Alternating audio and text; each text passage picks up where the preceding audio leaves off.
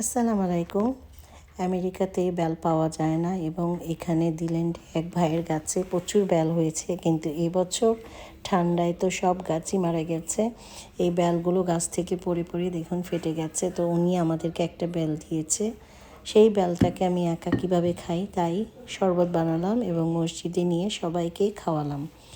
ইনশাল্লাহ দেখবেন কিভাবে আমি বেলটাকে শরবত বানিয়েছি, কারণ বেলটা কাঁচা ছিল, কমপ্লিটলি পাকেনি। তো এই কাঁচা বেল যদি আমি ভাঙি খাওয়াও যাবে না, তাই ভাবলাম আস্তে আস্তে করে চুলোর উপরে ঘুরিয়ে ঘুরিয়ে এই বেলটাকে আমি প্রায় 3 ঘন্টার মতো সময় লেগেছে আমি এটাকে পোড়াতে।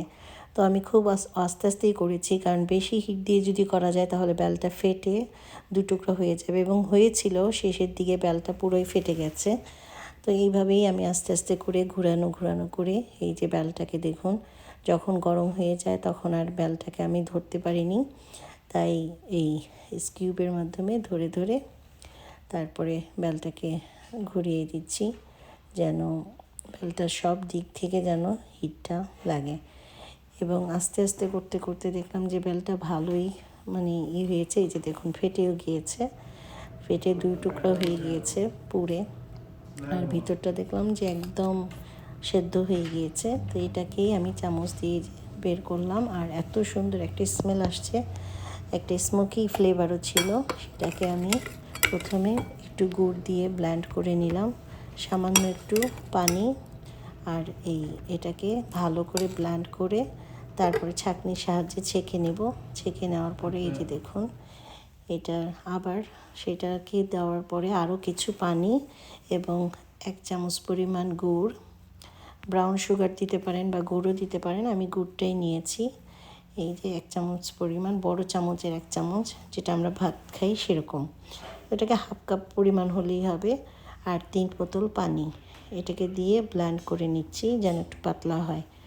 তারপরে একটু রবজা দিয়েছি, যেন অনেকেই বেলের গন্ধটা পছন্দ করে না, তাই রবজাটা দিলে বেলের গন্ধটা অনেকটা কমে যাবে। এরপরে আমি 2 চামচ দইও দিয়েছি, কারণ দই দিলেও বেলটার পানি দেওয়াতে একটু পাতলা হয়ে যাবে, দইটা দিলে একটু ঘন হবে।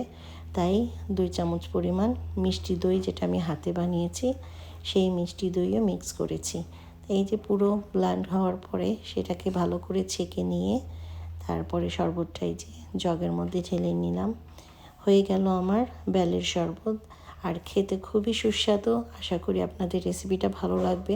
আপনারা এই রোজার মধ্যে যদি দেশে যারা বেল পান তারা এইভাবে শরবত বানিয়ে খাবেন, এটা পেটের জন্য খুবই ভালো আর খুবই সুস্বাদু হয়। এই যে আমারটা আর একটু এক্সট্রা দই দিয়ে নিয়েছি, আরও টেস্টি হয়েছে। মাশাআল্লাহ, খেতে খুবই ভালো। আল্লাহ হাফেজ, ভালো থাকুন। নতুন কোনো রেসিপি আবার শেয়ার করব আপনাদের সাথে। আল্লাহ হাফেজ, রমজান আল মোবারক।